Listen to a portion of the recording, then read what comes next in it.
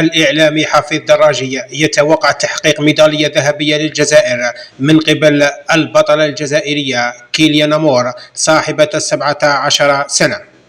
وأعلن عن هذا التوقع من خلال منشور عبر صفحته الفيسبوكية. ففي البداية علق على النتيجة المحققة اليوم من خلال احتلالها للمركز الخامس، حيث قال: رغم أن مسابقة الفرد العام ليست من اختصاصها، فقد تمكنت البطلة الجزائرية كيليان مور صاحبة 17 سنة من تحقيق المركز الخامس في أولمبياد باريس أمام أساطير الجمباز العالمي. وكذلك أضاف الإعلامي حافظ دراجي توقعه بأن البطلة الجزائرية كيليان مور ستحقق الميدالية الذهبية في 4 شهر أوت، حيث قال: وذلك في انتظار 4 أوت موعد نهائي اختصاص كيليان مور الرئيسي، وهو جهاز العارضتين المتوازيتين مختلف الارتفاع، والذي ستكون فيه المرشحة الأولى للتتويج بالذهب بإذن الله. وبهذا ننتظر 4 شهر أوت، ونتمنى التوفيق للبطلة الجزائرية كيليان مور وإهداء الذهب للجزائر.